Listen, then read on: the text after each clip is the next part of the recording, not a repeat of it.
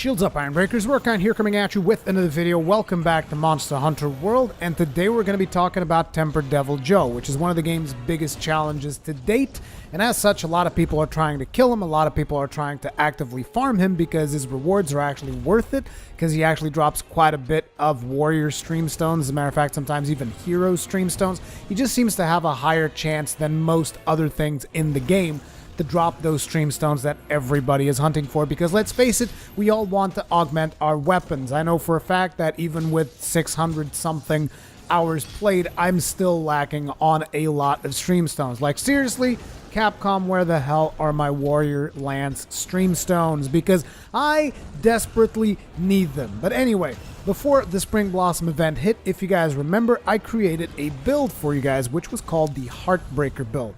That particular build was a build that I intended to use to farm the Tempered Deviljho. And I gotta tell you, in my opinion, it is one of my most efficient builds to date. And that's why I wanted to do this particular video, telling you guys about that build and why it works so well. So you guys can see in the footage in the background that I'm going to be fighting Deviljho on this particular attempt. I will let the attempt play out all the way, but this took me about 11 something minutes. I believe I can even shave off a couple of minutes because I did do a couple of mistakes in that fight, but I was still practicing along with it, and ultimately the point of this build is that you are constantly regenerating, so you very rarely will actually have to use health potions. And as such, basically what happens is you can constantly be on the offensive and you can constantly be attacking, which is important because he does have a couple of tweaked stats. He seems to have way more health than his regular counterpart, which is not something that usually happens with tempered monsters. Now again, I'm not 100% sure on this, but most people that I've spoken to seem to agree that he does feel like he has more hit points than his normal counterpart, because even dealing the same damage, he still usually takes longer to kill. So that's why I wanted to have this build, because previously we had the Iron Man build that I did, which is a build that allowed you to make all kinds of mistakes during this fight and still survive. This build is not as lenient as the Iron Man build because it doesn't focus as much on defense. Instead, it focuses on survival through attack. And what that means is, so long as you're able to land your attacks, you should be able to survive because you're going to be healing off of your own attacks. So there's going to be links on the top right hand side. We're going to use the YouTube card features, which will link you to two of my builds at least. So for the Heartbreaker, as well as Pillar of Gluttony, which is a build that I also believe is going to be very viable in terms of defeating Deviljho. And if you're really struggling with it, I'm also going to put the Iron Man build on there so that you guys can really just have at least 3 builds that you can use. Now, you can kind of change the weapons around on some of these, but I gotta tell you, in my opinion, Heartbreaker works really well with a gun lance because of the shelling damage and because of the fact that it only takes those 3 points of artillery to really get that shelling damage out there. I mean, naturally, I also have capacity boost using Dodogama Greaves, and capacity boost also increases that damage even more. So if you can just really make that Heartbreaker build and get used to using a gun lance, I can tell you guys that that fight becomes a whole lot simpler. Now, as the event progresses, I'm going to be using, I'm going to try to develop a couple of different builds with different weapons, so just in case you guys aren't comfortable with gun lance or lance, I'm going to try to get something that works for your weapon. Now, you can adapt the Heartbreaker build, and I've received a lot of requests of people telling me, Rurkan, can I do this with a greatsword? Can I do this with this other weapon and with this other? And it's like, look, you can.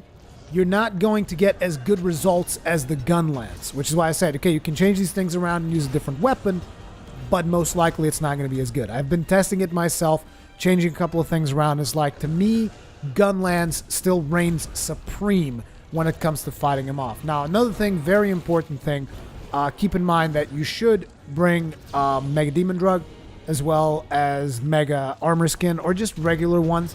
Just reapply them as they run out, because it's going to increase both your defense as well as your offensive power. You're going to need as much of it as you can get. So remember, bring your consumables. The other thing is always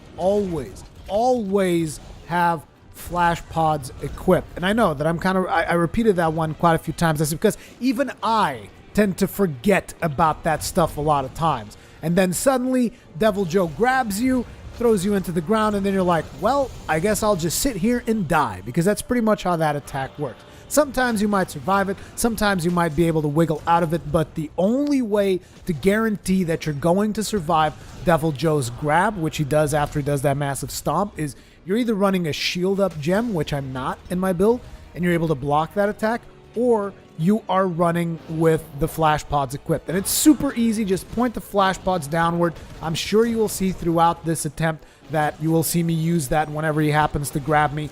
That is a super solid way of doing it. Another important thing is if you are still struggling, make sure to bring pitfall traps as well as materials to craft pitfall traps, because he stays in pitfall traps for quite a long time. So if you've just been using regular paralysis trap, make sure to learn how to craft the pitfall trap and bring those, and bring materials to craft 2 more so that you can apply those at different points through the hunt. Now just remember, once he falls into a pitfall trap, you want to stand behind him, because if you stand in front of him, he's going to attack you, he's going to wiggle, he's going to do all kinds of crazy stuff. So stand behind him when he is in a pitfall trap, and then just dish out some damage on top of him and go about your business. The other thing that is important is bring enough materials to capture him. There is virtually no reason to kill the Tempered Deviljho unless you actually just want to kill him for the sake of that, but even then, kill him once and then just capture him all of the other times, because basically it makes the hunt go by faster. There's less chance of you making mistakes, and you can also use, potentially, depending on which set you're using, if you're using the Heartbreaker, you're probably not going to be able to bring that stuff, but if you're not using Heartbreaker, if you're comfortable enough to kill the Tempered Pickle, remember that there's also the Kieran set bonus that you might get, which gives you additional rewards for capturing. Basically, there's a bunch of set bonuses that give you additional bonuses for capturing or for completing the missions. So if you are comfortable enough, consider those, but either way, make sure that you bring materials for the capture, because you shouldn't be hunting him for his materials, therefore you don't need his carbs. What you need is the rewards at the end of the quest, the stream stones. That's the really important stuff. So there isn't really that much use in you killing him and carving him up. If you want to do that, just kill the regular version, because it is a lot easier, okay? And finally, remember something. Whether you are using the Iron Man build, the Heartbreaker build, the Pillar of Gluttony build, or one of your own builds to face off against a Tempered Deviljho, something that is definitely going to help you out is fully augmenting your armor, okay? Make sure to augment your armor, upgrade it to its maximum level, because you're going to need all the defense that you can get. And speaking of defense, whenever he slobbers on top of you, whenever he so much as touches you with his head, and if he's drooling, that is going to inflict defense down, which always happens whenever he grabs you and bites you in the middle of the air.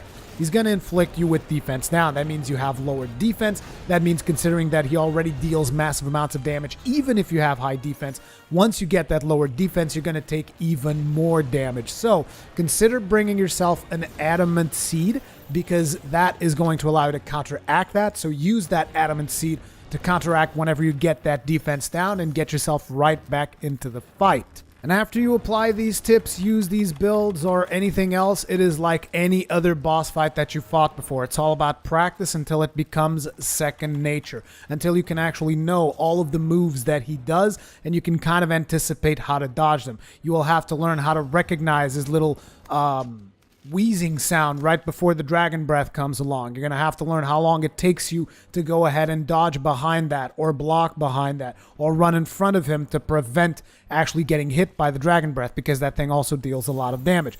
You're going to have to learn when you're going to be able to hit him in order to knock him down, which I can't even do sometimes because he just has insane recovery times. You're going to have to learn his insane recovery times. It's very much a patience fight. You cannot go in just like balls out. You're going to have to take your time. Also, one minor change that I've done to the Heartbreaker build, you guys will notice in this video, is that I actually replaced the Tenderizer Jewel for a Sharp Jewel, because that allows me to stay on blue sharpness more a little bit longer. So I kind of went with that, but again, it works either way. If you use the Tenderizer Jewel or if you use a Sharp Jewel, it's completely up to you. But yeah, those are pretty much most of the tips that I can give you when it comes to facing off against the Tempered Deviljho. He's a pretty serious challenge. Let me know if you guys have any specific questions in terms of that. I'm going to try and bring you guys some more builds that can deal with the Tempered Deviljho. For now, you have 3 builds available to you. I suggest you use one of those builds. And remember, you are going to need quite a bit of Zenny in order to augment that armor. So you might also want to watch the Spring Blossom events video, because I will tell you which events grant you the most Zenny in order to get your armors augmented. As a matter of fact, I might just do a whole video on that. But thank you guys very much for watching. Leave me all your comments, feedback in the comment section below. Remember to subscribe, hit that bell icon if you guys want to receive all of my content. And I'll see you guys on the next one. Peace out.